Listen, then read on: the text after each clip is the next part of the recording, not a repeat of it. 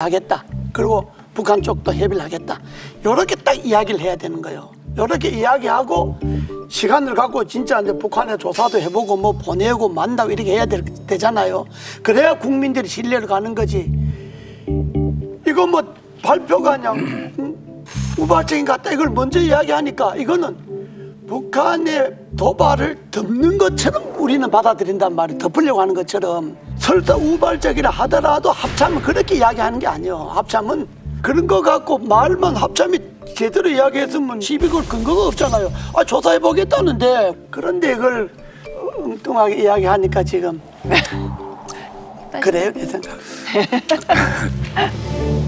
표현이 어떨지 모르겠는데 뭐 의도적 우발, 뭐 저는 뭐 우발적 의도, 뭐 그런 정도의 어떤 느낌을 갖고 있어요.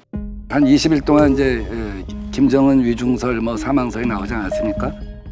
그 다음에 북한이 어쨌든 보란 듯이 김정은이 나타났단 말이에요. 인비료 공장에 나타나서 자력갱생의 어떤 우리가 성공했다는 모습을 보여줬단 말이에요. 근데 북한 핵 문제에 둘러싼 북미 대화랄지 남북 관계는 뭐 전혀 어떤 진전이 없어요. 뭐 지금도 사실은 뭐 미국이 묵묵부답을거려왔지만 뭔가 좀 뭐 항의를 해야겠는데 여기서 센 도발을 할 수가 없잖아요.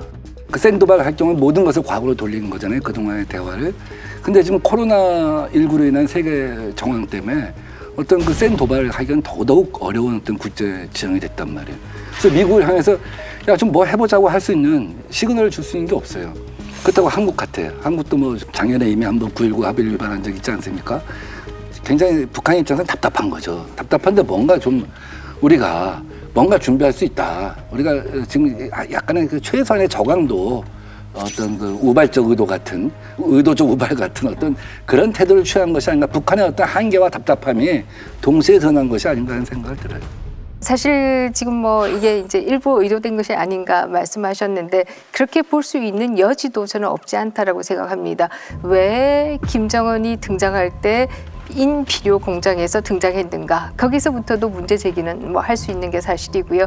비료 공장이라고 하는 것은 한편에 있어서는 농사를 수확을 올리기 위한 증진시키기 위한 도구이기도 하지만 거기서 옐로 케이크라고 하는 우라늄을 추출할 수 있는 원료를 만들 수 있다라고 하니까 이게 결국은 우라늄을 이용해서 또 핵무기를 만드는 것이 아니냐 이제 이런 쪽으로도 할 수 있어서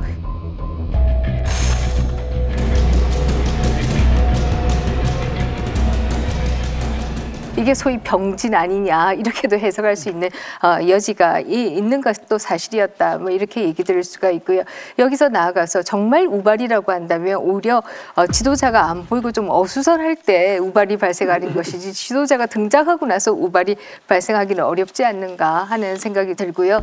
아마 김정은과 북한의 입장에서는 미국을 위협하고 이것을 통해서 상당한 양보를 얻어내겠다라고 하는 원래 가지고 있던 전략이 이 코로나 사태로 인해서 상당히 시간을 잃어버린 결과가 나왔다 이렇게 볼 수 있고 이런 과정에서 이제 앞으로 어떻게 나갈 것인가 단계적으로 도발을 더 해서 미국으로 하여금 뭔가 움직이게 만들려고 할 것인가 아닌가 이 부분에 대한 고민 도중에 있는 것이 아닌가.